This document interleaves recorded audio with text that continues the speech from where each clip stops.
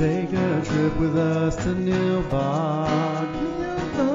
Just promise not to drink the goo. Oh my God! If you get sucked into the Matrix, we will send a phone for you. Do you believe in fate? But every movie has a plot hole, and every hole gets filled somehow with whiskey, wine, or blue milk. Just don't cut me off right now. We're the Plotaholics, a breakfast club of two. We're the Plotaholics, ripping plots apart for you. Yeah, well, that's just like your opinion, man. All right, everybody, welcome to another episode of the Plotaholics. Wild Wild West. That Wild Wild West. is either, if my ears don't deceive me, that's either Jim West, Desperado, or the Plotaholics' very own Brian Tan. Brian, how are you today? Hiyo! I am doing amazing, Shane. I am 0 days sober. Oh man, I've been doing my DDP yoga and checking out doing my Plotaholics thing, and I'm telling you, man, I'm down with the Wild Wild West. Yeah, I'm feeling it, man. We've had a lot of good stuff over the last, things even are just the starting- last week. Things are starting to break in favor of the Plotaholics in a lot of ways. Absolutely. Do you want to go into a little bit of that, or do you want to go right into? Let's see. I'm trying to look at. We've got so many moving pieces now. Yeah, you know what? We can go ahead and announce that.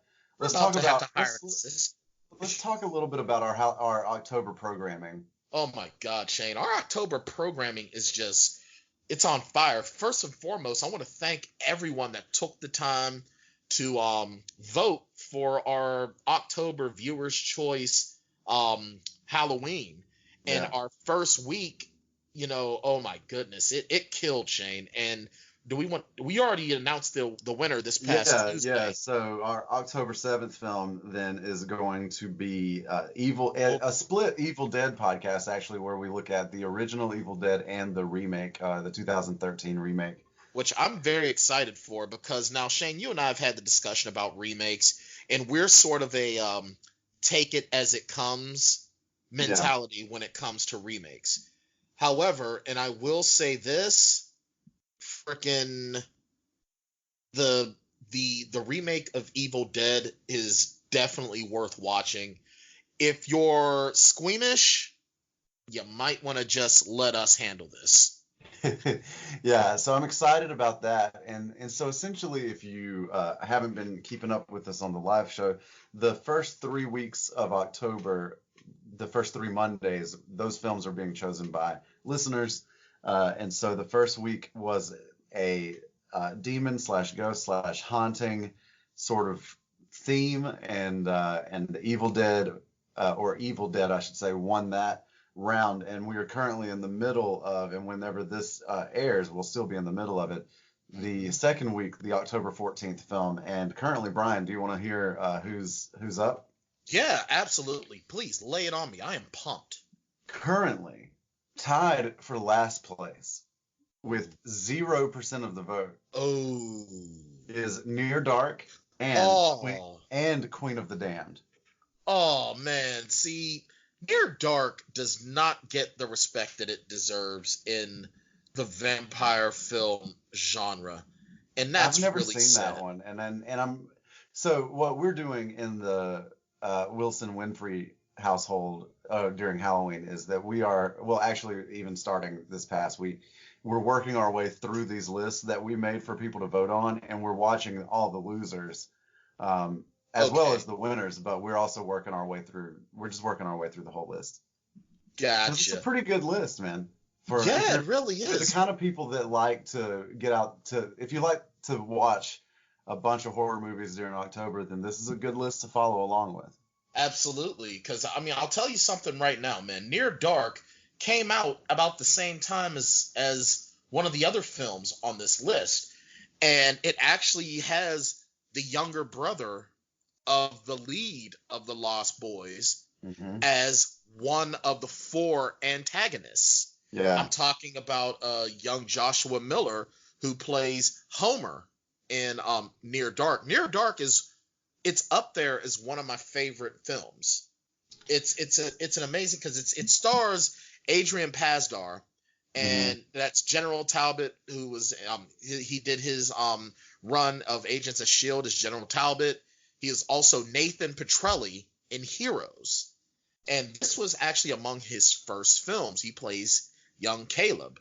Yeah, I might have to give this one a shot tonight. Oh, you really should, because it is, spoiler alert, not going to win. It's really not, and it's sad that it's not. But but then you've got Tim Thomerson, who was Doll Man, and he was a who's who in the 80s B flick. I mean, some of the other films, he was Doll Man. He was he played Vince Barnes in Who's Harry Crumb, that stars I'm sorry, you said he played Vince Vaughn? Vince Barnes, not Vince Vaughn, Vince Barnes in Who's Harry Crumb, that stars the late great John Candy, Annie Potts from Ghostbusters fame, Shawnee Smith from the Saw series, and the great Barry Corbin, who you've seen within the last few years as Dale in The Ranch with Ashton Kutcher and Sam Elliott. So Tim Thomerson he's a hilarious actor, and he's got a lot of heart.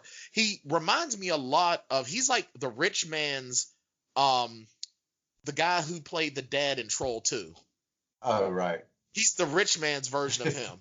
I like that. That's a good comparison. And then, of course, the late great no, he's not dead, is it? Lance Henriksen isn't dead. No, Lance Henriksen, Jeanette Goldstein. Lance Henriksen, as you know, played Bishop in the Alien franchise. I really hope that Lance Henriksen is listening to this podcast so he can be verified in his existence. He's like, you know what, Brian? I'm not dead. Yeah, he'd be like, for a movie buff, why do you not know if I'm dead, Brian? But Lance Henriksen, Jeanette Goldstein, who's also in Aliens 2, she played Vasquez. She also played Janelle, John Connor's foster mother in Terminator 2 Judgment Day.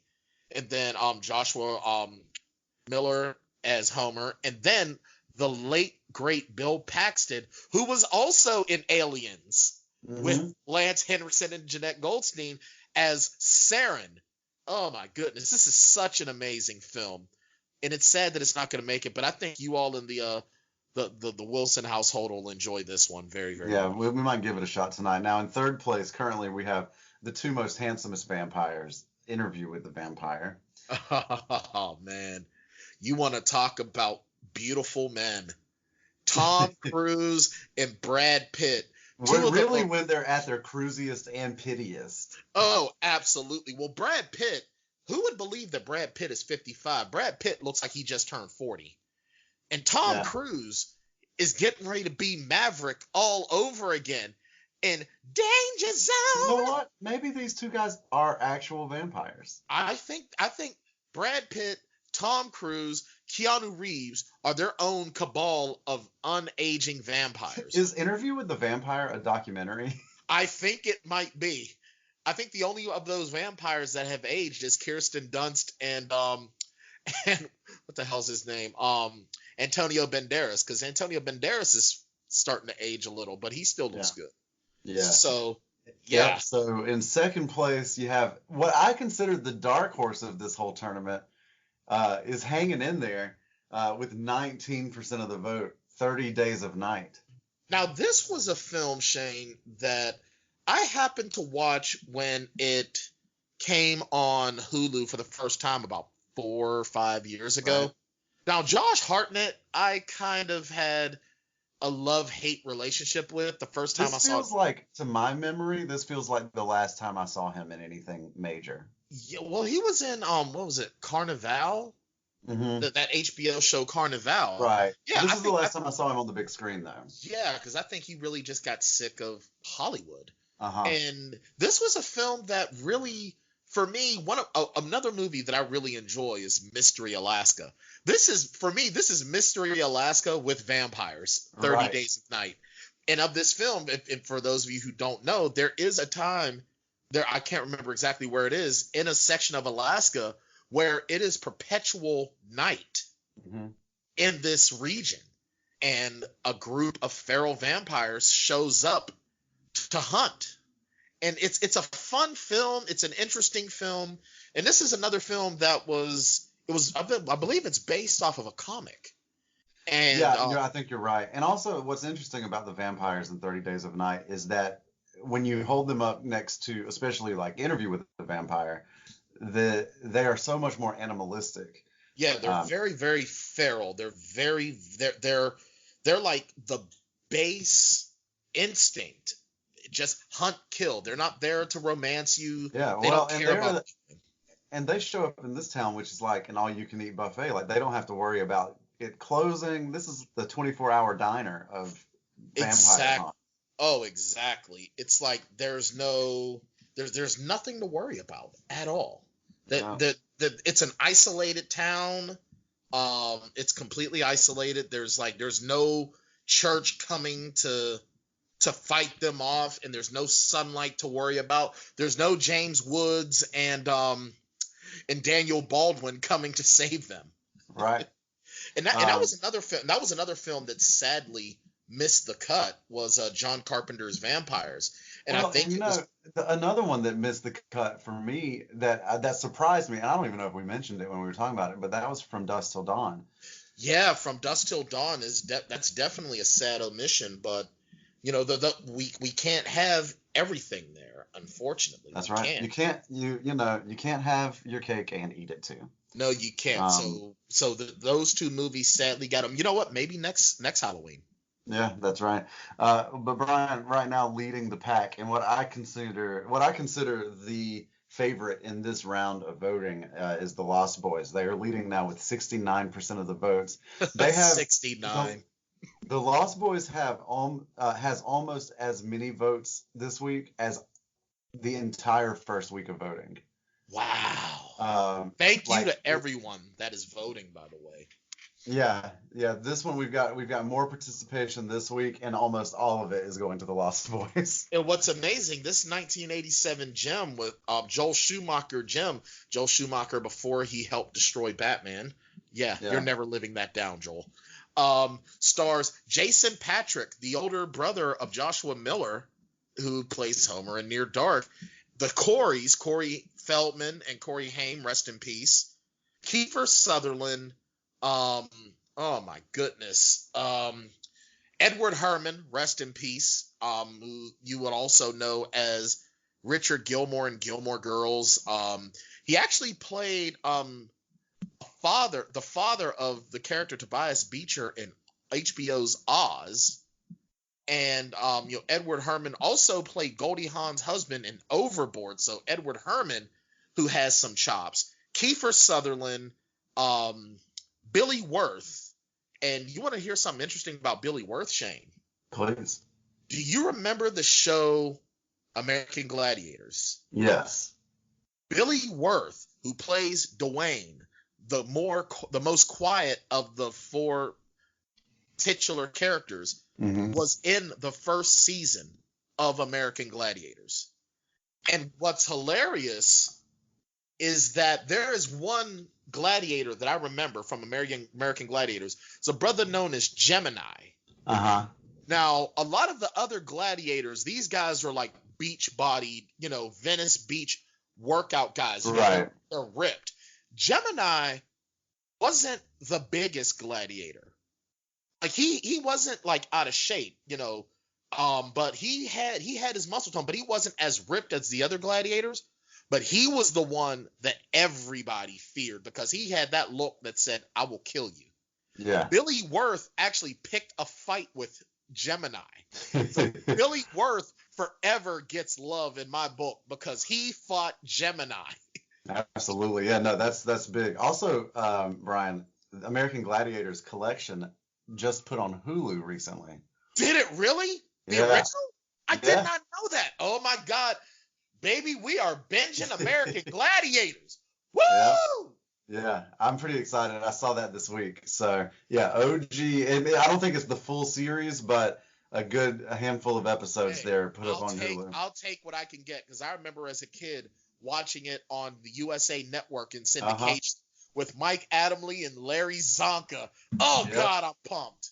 Yeah. And then of course, Brooks McCarty, rest in peace, plays another one of the Lost Boys. He was also in Thrashing with Thanos himself, Josh Brolin, and the last of the titular Lost Boys. You guys know him as Bill S. Preston, Esquire. Yes, Alex Winter as Marco. This movie is a who's who of the 80s. And these aren't Brat Pack 80s kids. These are the folks that weren't the Brat Pack, but they were still badass. I mean, Jamie Gertz, who starred along with Andrew McCarthy and a young Robert Downey Jr., a.k.a. Iron Man in Less Than Zero. I mean, God, this movie is a who's who of awesomeness, and I can't wait. Yeah, and my money says that that's the one that we'll be watching for our October 14th film. Now, starting next week, and I don't want to spend a ton of time on this on the next week's worth of voting, but we'll be getting into our Werewolf week for October the 21st, and so we've got you'll have to tune into what is tomorrow night's live show to get all the details on that. Absolutely. So with all of that in mind, Brian, as we said at the top, things have been breaking in our direction this month. They really have. So, you know, we've planned the listeners' Halloween now for quite some time. Yeah, we started doing this back in May. Yeah, so when all of the new stuff started happening for us, we were challenged with trying to figure out ways to fit it all in. So what you're going to get in October is a slew of bonus episodes of the podcast as well. The first of which I think is coming on October the. Let's check our calendars. Right, we've got so much stuff. We really do. I mean, October the 10th is what it looks like to me. And on October the 10th, we will be having a special Plotaholics episode dedicated to the gem that is the Velocipaster. Woo! Velocipaster! God, I love this movie. When you told me about this movie, Shane, I was really ready to poo-poo it. I really was. Uh-huh. And then I rented it and I watched it and I'm like, oh my God! It's so fun. It is so much fun. If you liked Sharknado, you're about to get something 10 times better. Yeah, this is superior to that. If you're a fan of old grindhouse movies or midnight movies on television, this is exactly the kind of movie that you want to watch. Made on a $35,000 budget. The dinosaur looks as terrible as you want it to. Oh my God. It is like a paper mache high school production dinosaur, and it's horrible, and I love every second of it. Yeah, and it's a movie that is bad that understands what it is, right? Like the movie is in on the joke, which is what makes it a lot of fun to watch. It truly is. And I believe, are we also gonna have some clips of our new friend of the show in that one as well, Shane? Yeah, well, in that episode, Brian, we will be joined by star of Velocipaster, Alyssa Kempinski. Oh man, Alyssa is such a sweetheart. Alyssa Kempinski plays Carol the prostitute in this film.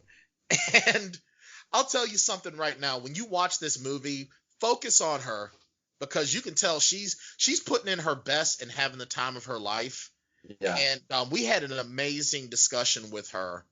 And you will be able to hear that discussion on October the 7th. It's going to be great. It's going to be great. October the 7th. I can't wait to share this with you guys. It's absolutely amazing. But Shane, there's got to be something else that we're getting ready to get into. Whatever could it be? Oh, man, I don't know. I mean, are you talking about Wild Wild West? Oh, man, yeah, Wild Wild West, man. It's coming. I know that's coming, but there was another thing that we're working on for October. What? The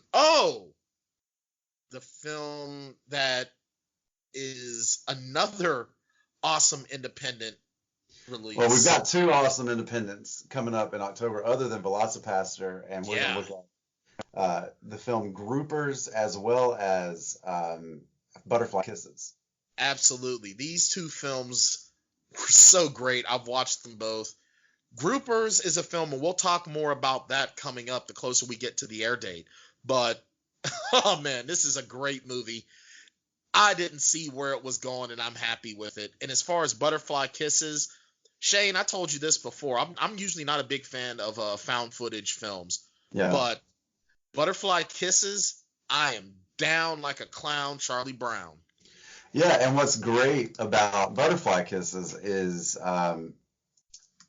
it has been named by Screen Rant, and we know big fans of Screen Rant here. That's one of the few that we can trust. Named by Screen Rant as one of the best found footage documentaries that you haven't heard of, or found footage films. And not only that, but it was #1 on that list. That is amazing. And we will have in our studio, or in our virtual studio that day, we will have director of that film, Eric Christopher Myers will join us for a brief interview. Brian, I'm sorry if I seem distracted, but I've got a chihuahua and a cat squaring off against each other in this room, and it looks like we're about to go to fisticuffs. Battle! So I don't love know it. what's going to happen. If you suddenly hear yelping and screeching in the background, two pets enter, one pet leaves. Good. It's not good, man. It's not good. I love Battle. I love everything Battle. I'm so worried. Who do you have your money on, Shane? Oh man, I mean, I hate it, but the cat is such an asshole. I think he can win. Kind of like how Lost Boys is definitely gonna win. Right. Yeah. Exactly. Like the dog Ivy is a Chihuahua and pretty small. The cat is pretty fat.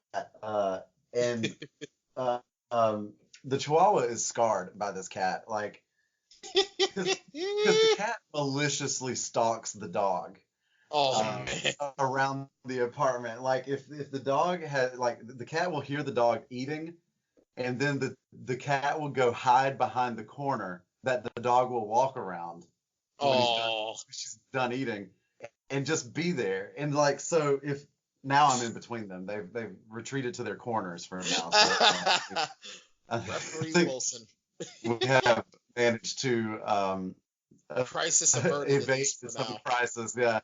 But yeah, man. So we're gonna have Eric Myers on with us, who is a really great writer. He wrote and directed Butterfly Kisses. Technically co-starred. Yeah. So we'll be talking to him in a couple of weeks as well, and all of that stuff will be announced as we get a little bit closer. But yeah, so for October, it looks like you guys are going to be getting 2 episodes of the podcast just about every week. Hey, and we're doing it all for you guys. We're doing it all for you. Yeah, we are not doing it, as Fred Durst would say, for the nookie. No, absolutely not. I'm pretty sure there are 2 ladies that would definitely have something negative to say if we were. Right. Well, I think that we're both adequately nookified. Yeah, absolutely. And I'm not going to say anything different because I could get killed. Yeah, right. All right, so we're 40 minutes in, and we haven't even gotten to the nitty gritty of why we're here. We're really only 23 minutes in. Oh, okay. Because we talked a little bit before we started recording, but. Okay. All right. But 20 minutes in feels like a pretty good time to go ahead and hit the advertised content. Wild Wild West. So, according to IMDb, the 2 best special agents in the Wild West must save President Grant from the clutches of a diabolical, wheelchair-bound, steampunk-savvy Confederate scientist bent on revenge for losing the Civil War. This sounds like something that would happen now. Right. Yes. So I watched this movie, I watched it across 2 nights, Monday and Tuesday of this past week. Okay. And one of my favorite things about IMDb, this is so random, is how it rates the popularity of a film. Yeah. And I guess I don't know how often they update it, but apparently since the last update, Wild Wild West has gone down 403 spots. It is now the 2,683rd most popular film on IMDb. Oh, but it also has 4.9 out of 10 stars out of 145,000 votes. Yeah. Oh, man. Which, is very middle of the road. Now, on Rotten Tomatoes, what does Wild Wild West have? I don't know. That's I'm not really sure. When did Rotten Tomatoes start?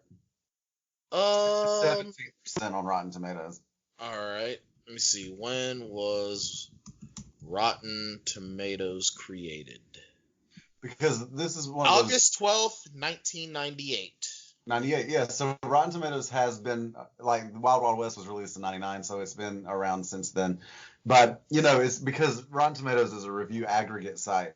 The percentage is based on the reviews that are available. So clearly, if you go look at a new movie like Endgame, there are thousands of reviews. Right. Here we have 131 reviews for Wild Wild West, with 17% only of those being favorable. Yep, and then a 28% audience score from 464,000 user ratings. So Yeah. Wild Wild West was it was essentially panned like across the board, and then Will Smith for a lot of years. Yeah. Well, for a lot of years was a laughingstock because he chose to do this instead of The Matrix. He was offered the role of Neo, and he said no. And later years, he said he wasn't mature enough as an actor to be able to handle being Neo. And I can kind of see that. Yeah, I think that, Will Smith has also, in interviews, acknowledged his great regret over this movie. I mean, now here's the thing. I refuse to go and see this movie because in a lot of instances, I kind of stay away from steampunk. Mm-hmm. It's not my genre of choice. It doesn't mean I dislike it. It's just know what you like, right? And right, exactly. Not your thing. So part of the reason why I stayed away from this film initially was because of the steampunk, and there's certain instances where I don't like a lot of westerns because there's not a lot of black representation. And even though there was, and I thought this film was just going to be a caricature, kind of like the Sinbad film, the Cherokee Kid that came out in the early 90s at the height of Sinbad's popularity.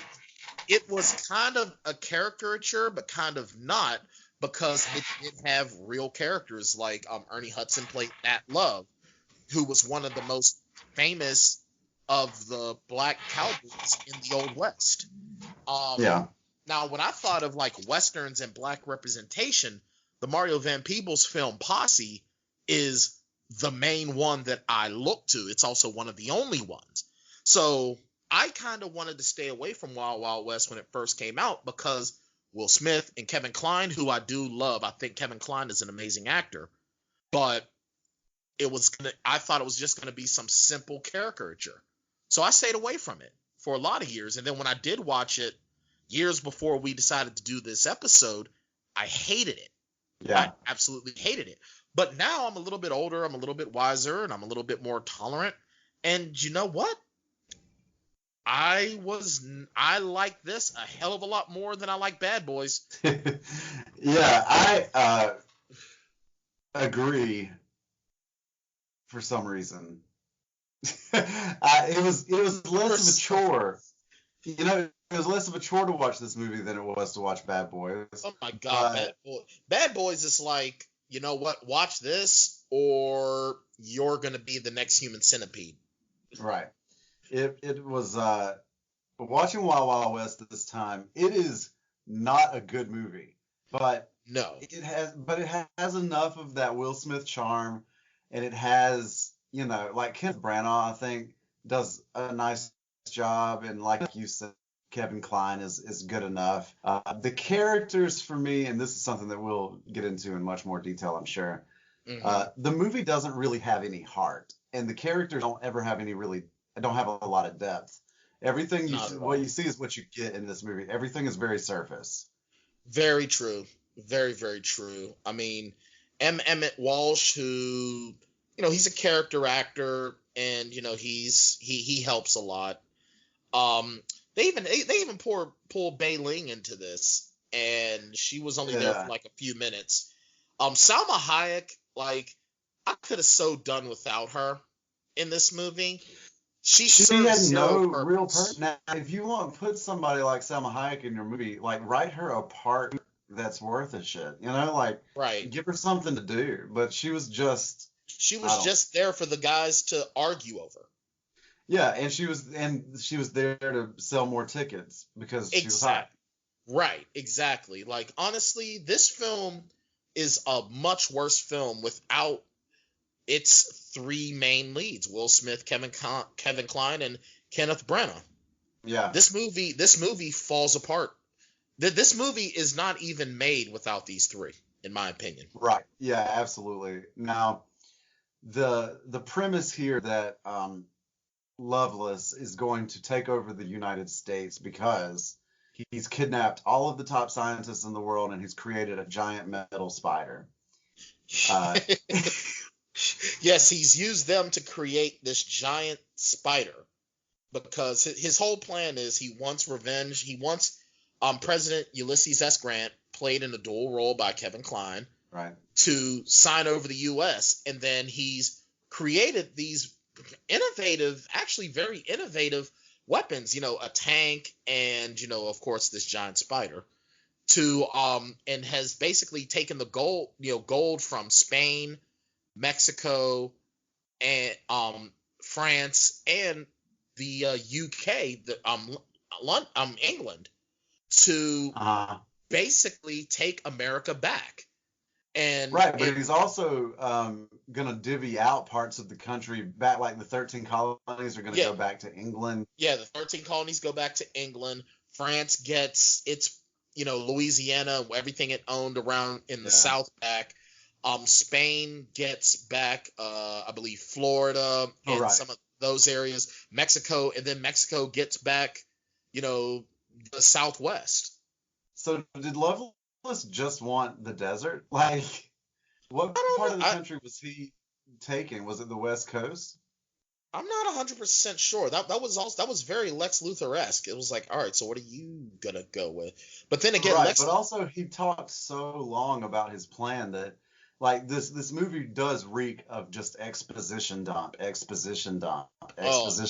Like, every 5 seconds, it's another. Yeah, it's just one long exposition dump broken up by a couple of action scenes. Yeah, very fair and very accurate. And so he talked so long. One of my least favorite things about supervillains is when they just go on and on about their plan instead of just doing it. Yeah, it's like if you spent more time doing instead of, like, fussing and whining, you might win. Yeah, so by the time he got to the part where he was going to take whatever part of the United States he was going to take, I was kind of checked out. Yeah, it was just the point where it was like, all right, just blow something up or kill them already so that it's over. Yeah. Now, we first meet... we first join the film with a charismatic Will Smith hanging out in a water tower. Why are they honey with the gorgeous Gracielle Beauvais Nilon? Why are they bathing in the town water supply? Oh, that is just nasty. What's really funny about this is that, so this is the very first scene of the movie, right? Yes. What's funny is this is one of those moments where, like, it's a thread that if you tug at it too much, like, you're gonna lose the sweater, But it's so gross. The whole movie is made up of threads that if you tug them, you're gonna lose the sweater. But like, they're in the town water. Like, folks got a drink out of that. Well, and there was nowhere to go pee. I get it. I get what you're saying. Ugh. And I agree with you. It's so But what you dirty. don't remember, what you're forgetting though, is we needed to find a way to have Will Smith in the tub with a hot chick and also outside. For Will Smith to Will Smith. Well, do Right. you want to give our review of it, our ratings Yeah, of it? let's jump off the cliff here and All right, have Smiley. yeah. Yeah, let's get Smiley to in case you guys don't know how we do this. Our good friend Smiley, our bartender, will let you know. The Plotaholics rating system for the movies is a pretty simple system. Basically, they rate movies based on how many shots it takes to get through them. So if you got a good movie and you get through it all the way sober, then it takes 0 shots to get through the movie. And then if you got a really bad movie, then it could take up to 5 shots to get through the whole thing. I think you can try to figure out the middle part yourself. So, what can I get you? All right, so now, Brian, I saw this movie when I don't know how old. I guess I was. It came out in '99. I guess I was I guess I was a freshman in high school and I saw it, and I was a big Will Smith fan back then. You know. Okay. Yeah. And, Fresh Prince of Bel-Air. Grew up watching that every afternoon after school. Loved Men in Black. Loved Independence Day. So I was excited for this movie, and I remember having no opinion, honestly. Like, I think I had a good enough time, but we talked whenever we did Independence Day. I talked a lot about how that movie was ingrained in my youthful psyche, Right.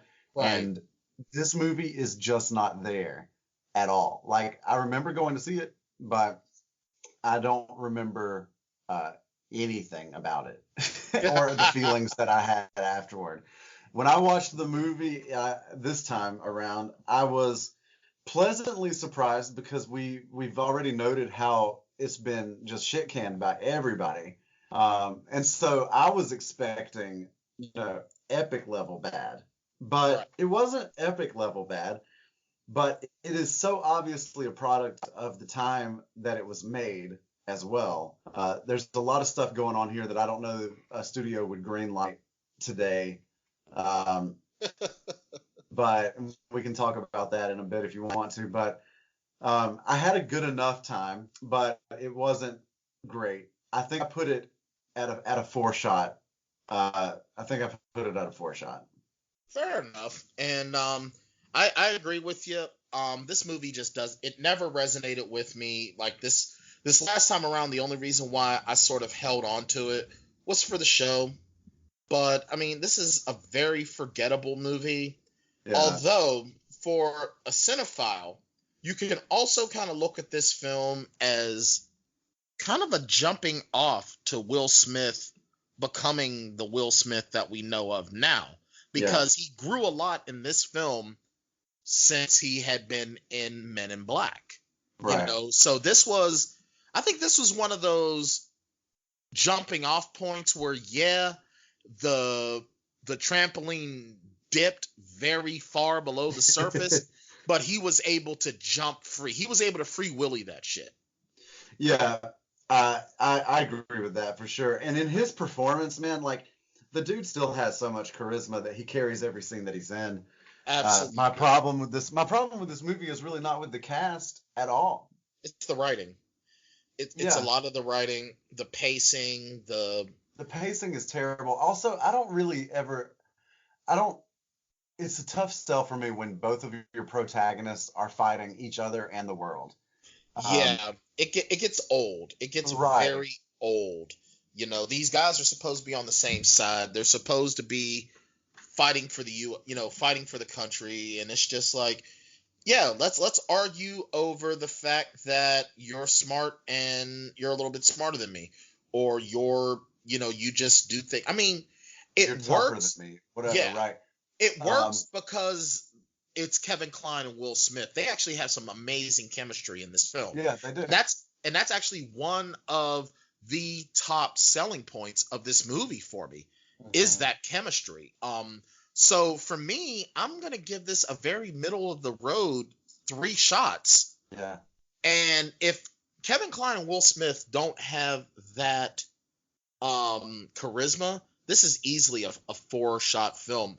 It's still better than it's now. If I had to put Wild Wild West on a line with Bad Boys, Bad Boys is a 5. Wild Wild West is still at a 3. Yeah. You know, 'cause And this is where our like different interpretations of the 5-shot rating system come into play, right? Because I gave Bad Boys a 3 last week, and I still think it's a worse movie, even though I gave Wild Wild West a higher shot rating. yeah, and I understand because I mean, yeah. well, because once again, there's different. Not only I don't even want to say levels of bad, but for me, it would take 5 shots for me to sit through. 4 to 5 shots for me to sit through Bad Boys to be able to just enjoy the story. Yeah. Now, see, if we're talking about that, then so I think that Bad Boys to me feels like what it feels like to do 3 shots and then stop and still be awake for 2.5 hours. Right. Exactly. So it feels like a headache. Right. Whereas Wild Wild West feels like what 4 shots feels like, which is a pretty good time. Fair enough. It's not a time that you're proud of. Well, I mean, watching let's not mistake this. Wild Wild West is a movie for middle school boys. Yeah. That is the only demographic this movie is made for. You can tell because Salma Hayek has her breasts hanging out the whole time. She shows her ass. That's the only reason she's in the movie. She's there to be beautiful and to show off her body just enough to not get an R rating. Yeah, Loveless is a cartoon villain. He's funny, but he's a cartoon. He's just racist enough to be racist. Yeah. And then Will Smith is Will Smith. Yeah. Kevin Klein is Kevin Klein. Now, for a lot of folks that are too young to know of Kevin Klein aren't really going to get that. But I mean, if you've seen, A Fish Called Wanda or Soap Dish, you know who Kevin Klein is. Kevin Klein is his best Kevin Klein in this film. Right. And ultimately, Kevin Klein, if we think about the demographic being middle school boys, Kevin Klein exists here as a foil for Will Smith. Absolutely. Because Will Smith is always cool, but Will Smith is infinitely cooler when you put him next to somebody like Kevin Klein or Jeff Goldblum or Tommy Lee Jones. Absolutely. Will Smith just or Martin Lawrence. Oh my God. This is a really interesting revelation that I've just had. Yeah. All of the movies that we've watched is Will Smith is charismatic, but he's made more charismatic by an uncharismatic co-star. Absolutely. Well, the one thing though about Kevin Klein and even Tommy Lee Jones is that their charisma is for an older audience. Right. Where Will Smith's charisma is for the middle school and high school age boy. Yeah. And then when it comes to Will Smith and Martin Lawrence couldn't carry Will Smith's charisma in a freaking lunchbox. Mm-hmm. So, But Jeff Goldblum is the one exception to that because that dude's pretty charismatic too. Oh my God, Jeff Goldblum oozes his own version of cool. It's not even a stereotypical cool. It's I'm fucking Jeff Goldblum. And he's really been able to harness that in the latter part of his career. He really has, because he's doing it where you notice a lot of his roles, he's Jeff Goldblum being cool. Yeah. He's not, I'm Bruce Willis and I give up on everything. It's, I'm Jeff Goldblum and I'm cool with it. Jeff Goldblum is cool like jazz is cool. Yes. Absolutely. And Will Smith is just cool. Yeah. Yeah. So and this movie is not for us. It's at really the same not. time, there was a ton of sort of, when you alluded to this, kind of like racist kind of jokes in this movie, or at least playing off of racist jokes that I either missed or forgot about when I saw it the first time. But there's this one exchange between Loveless and Jim West, where I know the one you're talking yeah, about. where West just makes fun of Loveless for being in a wheelchair, and Loveless just makes fun of Will Smith of Jim West for being black. And I'm like, I don't know that this dialogue gets written today. It's definitely not gonna be an easy sell, Well, especially not for a film that's marketed toward kids. right. I do think it probably does make it in though if they try to make this movie today because again, nothing about it is incredibly mean-spirited. It's And just he's just there. It's just like pointing out. It's like um improv humor, yeah. Yeah, bad that's it. It's improv just humor, but you're still. right. Yeah. And then I think like Observation humor. Sorry, observation improv humor. Yeah. yeah, for me the winning moment for Will Smith is when he thinks he's gonna be hanged. Oh And yeah. Yeah. and he has this like monologue where he tries to talk the angry crowd down. So yeah, like this to me is because most of the movie is Will Smith interacting with Kevin Klein or whatever, and that ultimately just always ends in somebody pulling a gun. Or someone getting punched. Right, right, exactly. And even Kevin Klein is like, do you have to be so violent? Yeah, it drives me crazy how many times Will Smith pulls that gun out. Yeah, it's Just like over nothing. Like yeah, just, he just has a hard on to shoot somebody. yeah. I was just waiting on him to finally do it. But yeah, so he has this moment where he thinks he's going to be hanged, where Kevin Kline's character has used Will Smith to create a diversion. Did not tell Jim West that he was going to potentially be hanged. And so he's trying to talk his way out of it, and it's just really funny to me. And it's the moment where we see Will Smith's charisma on full display because he's not sharing the moment with somebody else.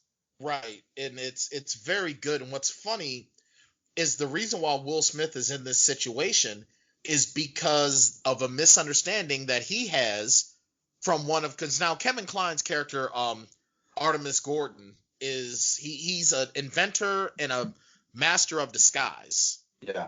And at one point, the Artimus Gordon character masquerades as a woman, and Will Smith is able to sniff it out.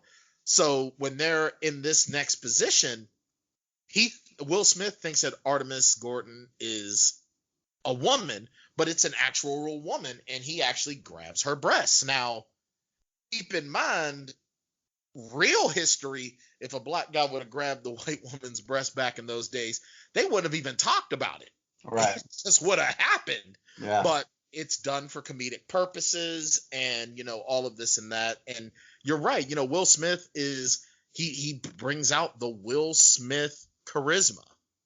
And we're laughing, and it's like, oh my God, like how, there is no how's he going to get out of this one. We know how he's going to get out of it.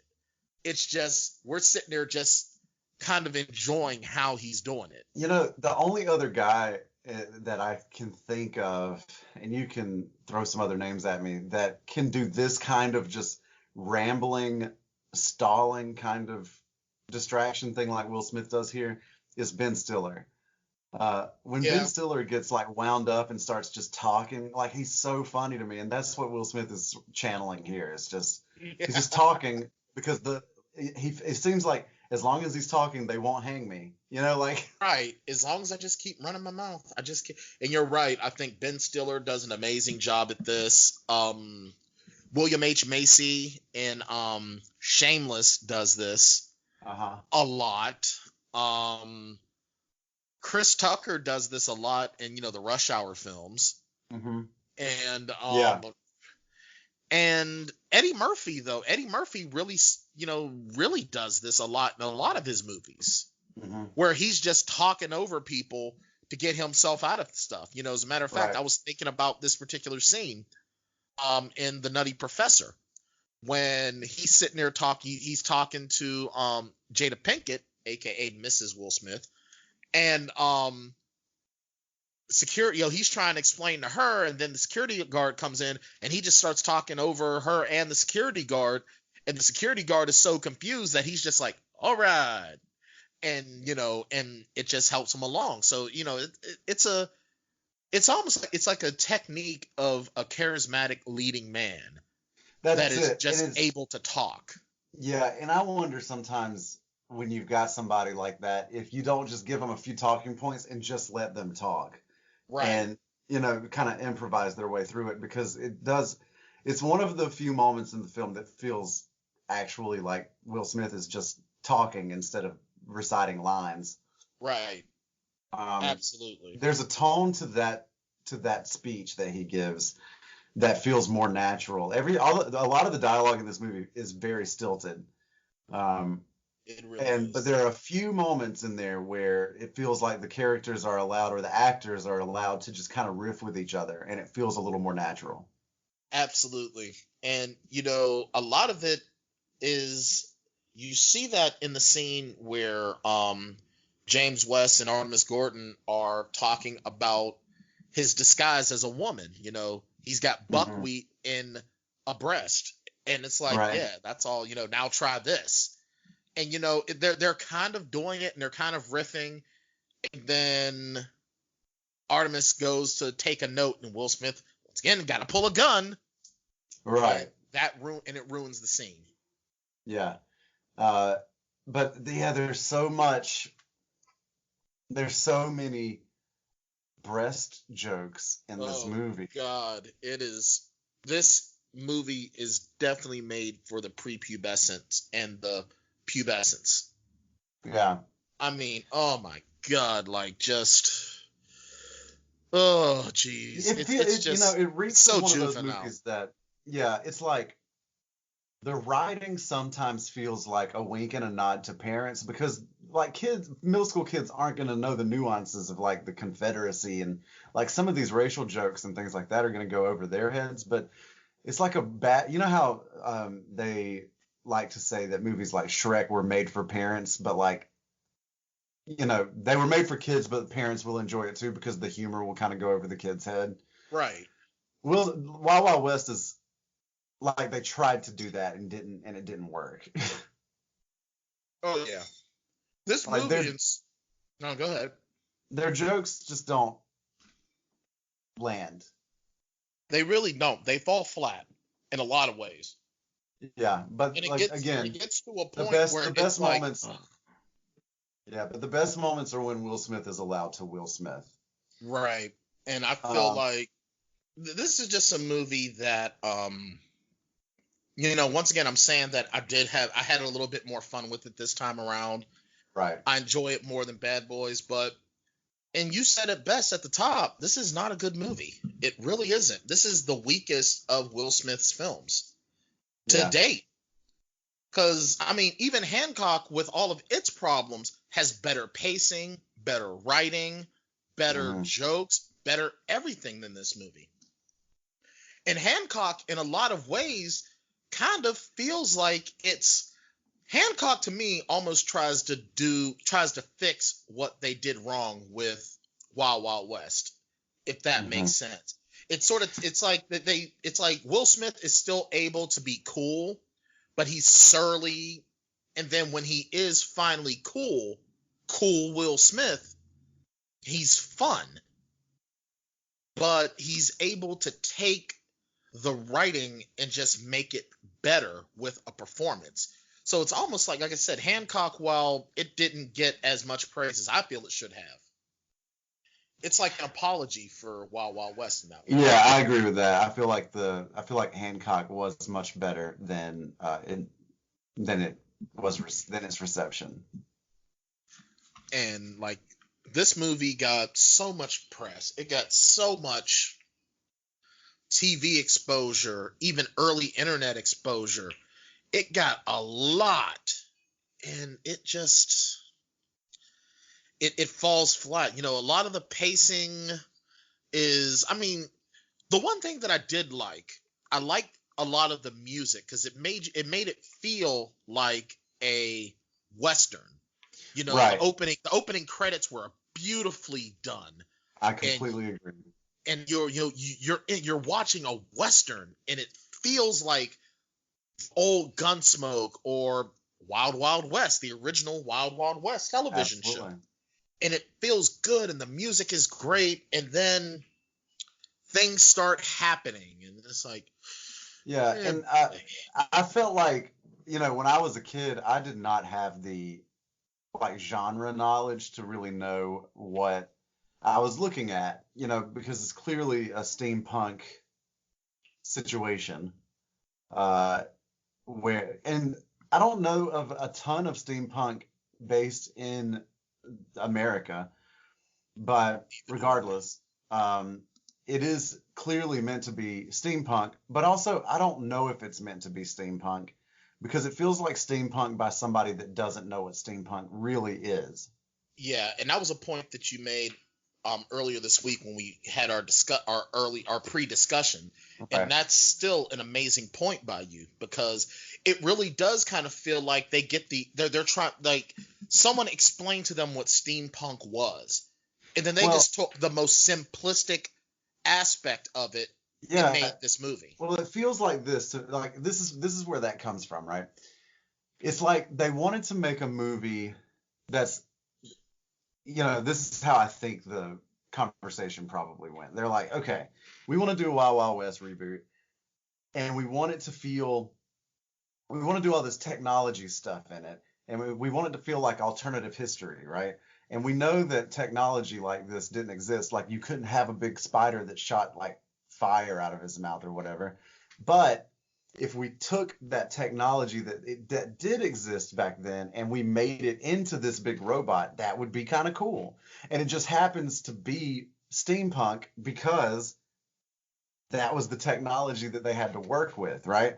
Right. I feel like you had somebody on the set or in the writer's room that steady had to talk people down out of, like, they're like, no, we can't do rocket launchers because they didn't have rockets. Like I feel like there had to be that guy there that had a bit more understanding of it, but he was really just there to talk people down. And so what you get is a de facto steampunk movie, but made by people that made it.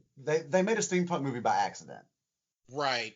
And that makes a lot of sense, because, I mean, you even look at some of the quote-unquote technology of the movie, the train and all the gadgets and everything. It's like we've got a sort of a discount bin Doc Brown with some of those contraptions.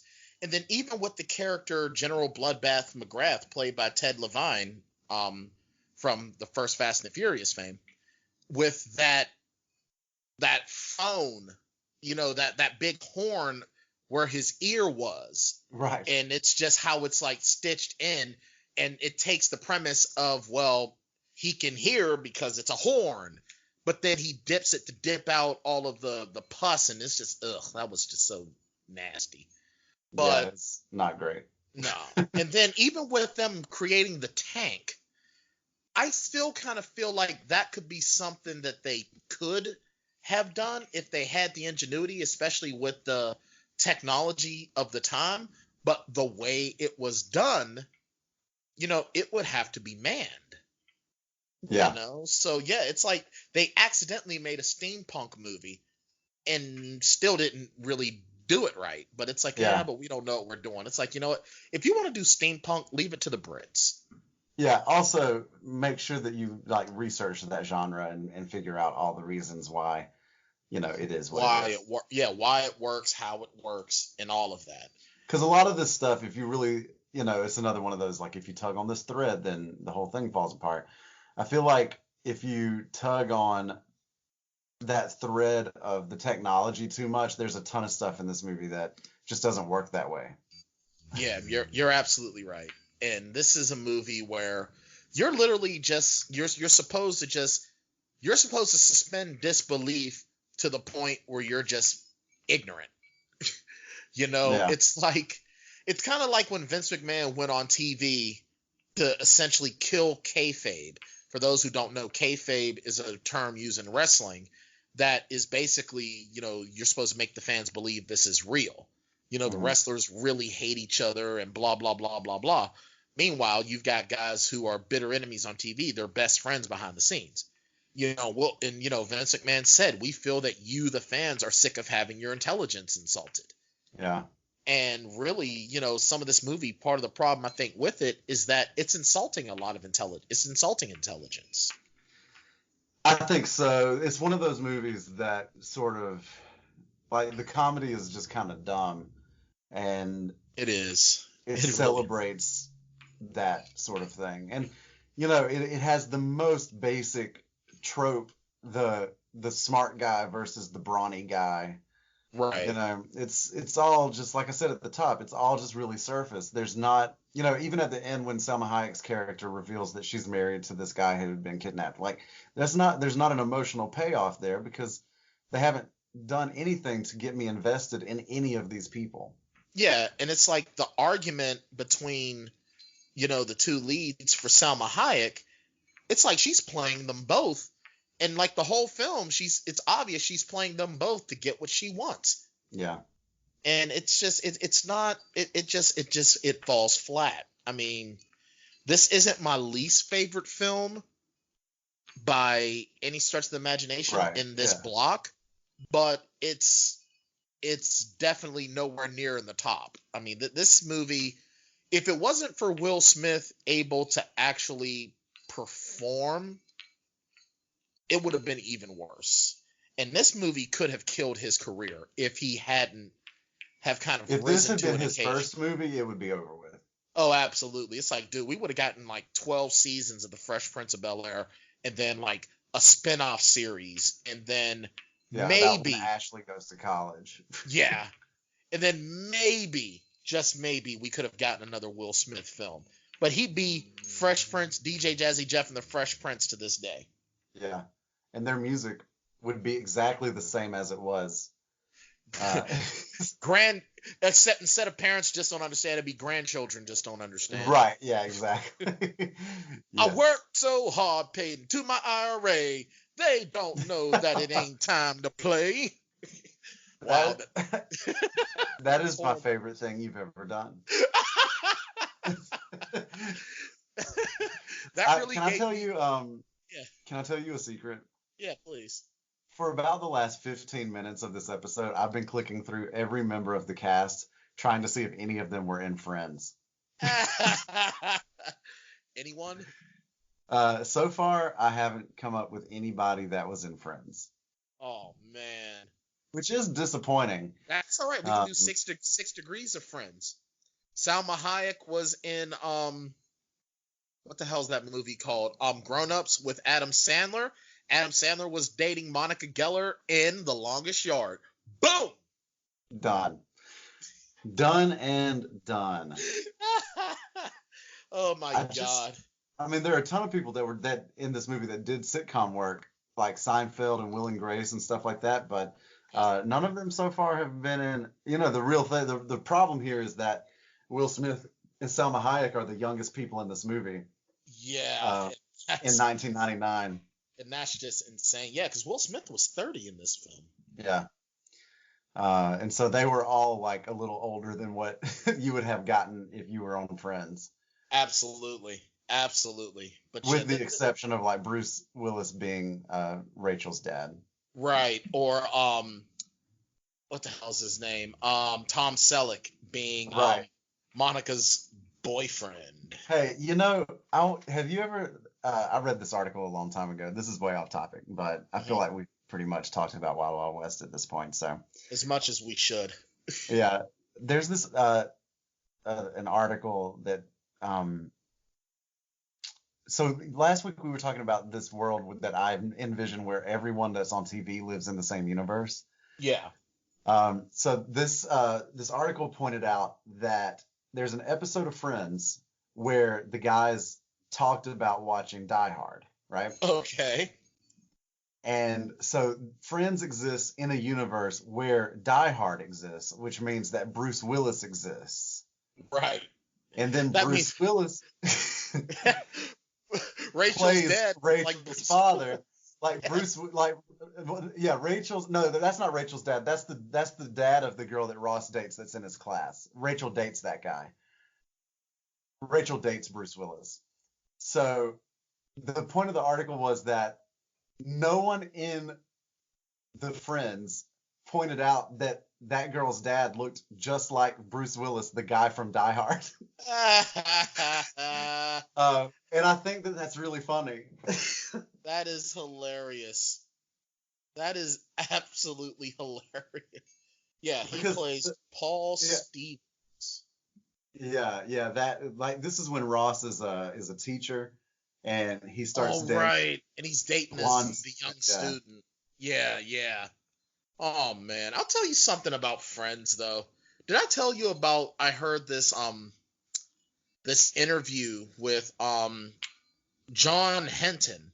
He starred as Overton Wakefield Jones on Living Single, the Queen Latifah comedy sitcom that was on Fox in the I saw that you posted this, but I didn't get a chance to look at it.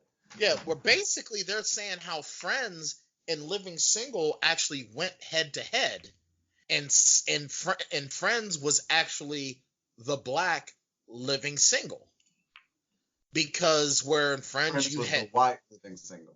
Shit, what did I say? You said that the Friends were black. No, Friends is the white version of Living Single, because in Living Single you have six for a minute, black. Brian, I was like, wait a minute, am I black? Because You might be. You just might be. I was like, if the Friends are black, then that makes me black. But yeah, I screwed up on. I apologize.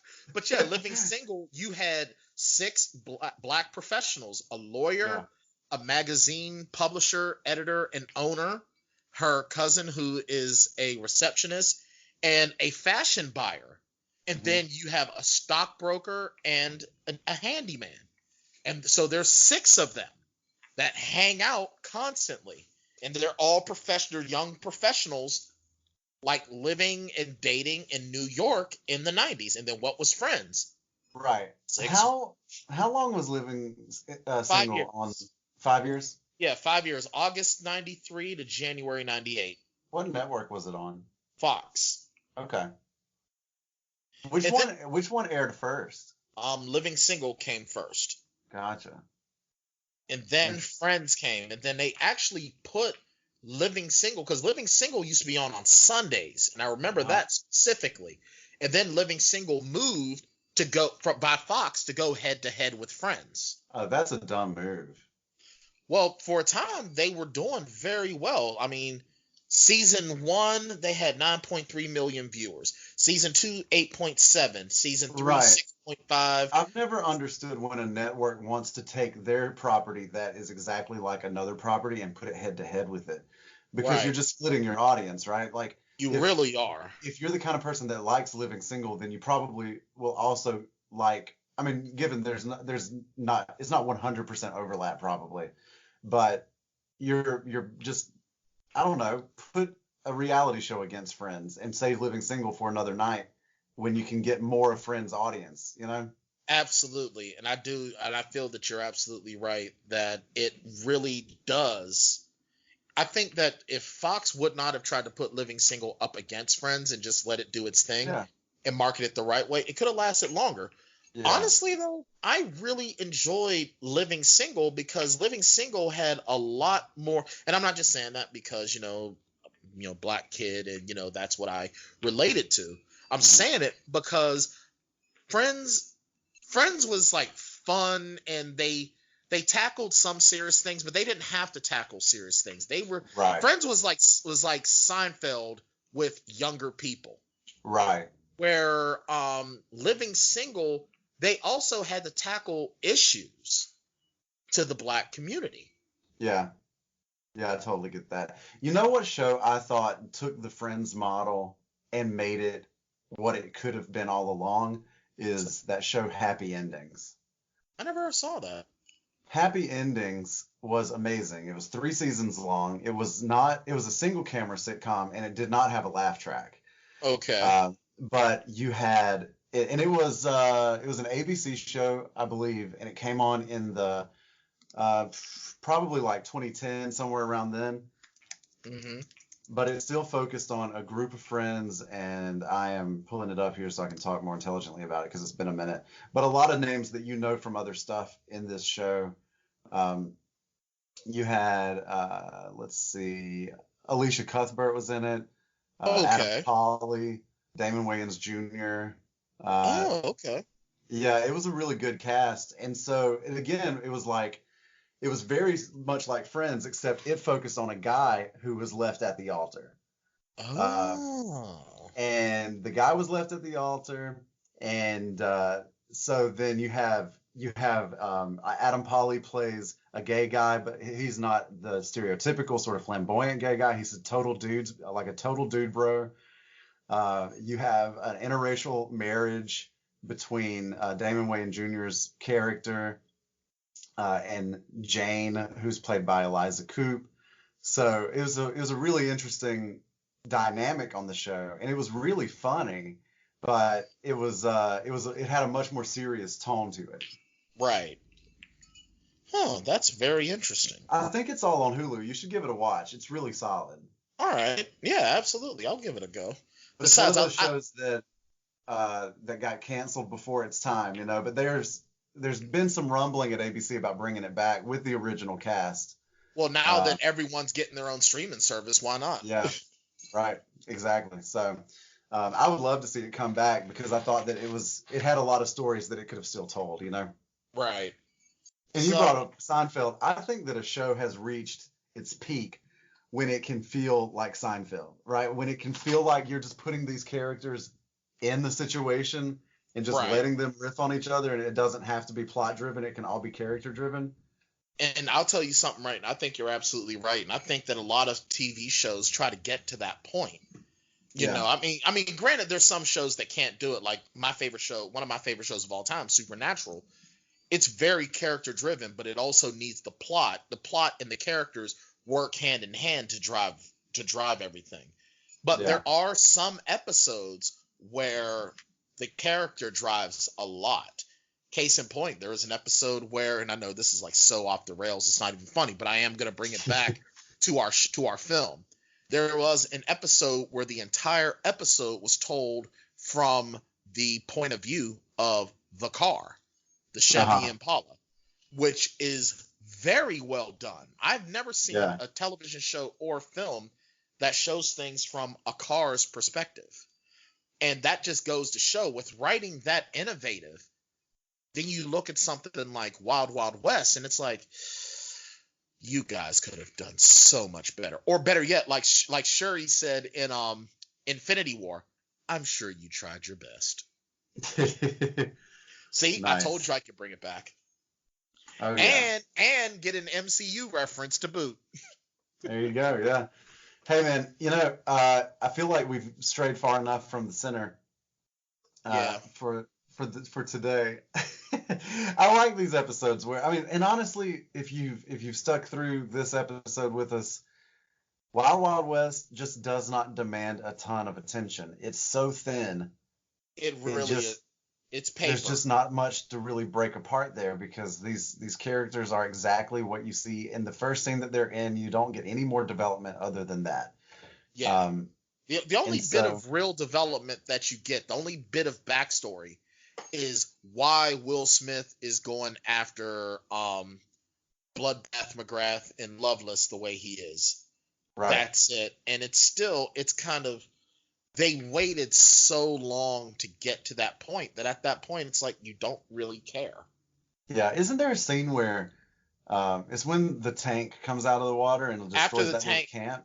yeah, after the tank kills all the Confederates and leaves, and Artemis and Rita show up, and Will Smith is doing the sad Will Smith face and blah blah blah. Yeah. I love how they wiped out like 25 Confederate soldiers and Lovelace was like, I just took down the whole army. Yeah, it's It's like, like, while I'm happy to see all the Confederates die, yeah. the whole army, Yeah, I feel like wow, he was overselling that a little bit. little bit. But I mean, Hey, hey, everybody, you can keep up with the Plotaholics at plotaholics.com. you should, you really should. And all of our social media accounts are at Plotaholics, so be sure to reach out there. Brian, I'm having to scoot here because the cat just ran out of the room, and I have to assume that The the dog battle is cornered is on. somewhere. The battle is on. All right, why don't you go protect your pup? I am going to be going to a wedding. I'm being forced to cut rug. Sharon is going to make me cut rug. This is, Are you going to lead people in the Men in Black dance? Probably not. If they do play the Men in Black song, I probably will do the dance. And, well, I'm hoping that, being that I'm probably going to be the only black guy there, I hope I can fake having rhythm and soul.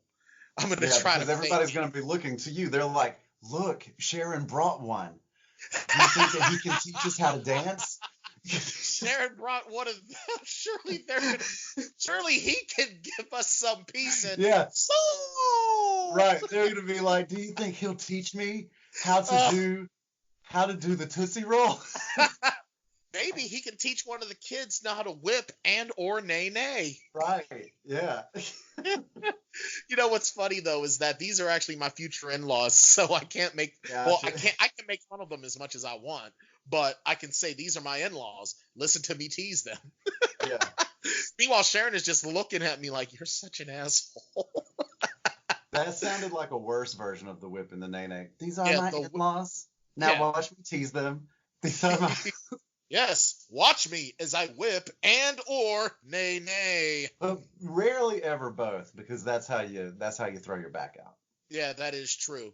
Because I tried to do the floss one day because my son Brian Jr. and the other kids were watching Shazam. And I was like, what the hell dance is that? And they're like, that's the floss. And they're doing it. And I'm like, I tried to do it. My hip really went. And I'm like, oh, the floss the floss looks so cool, but I don't understand how it works. I don't either. That doesn't even look like what dental floss does.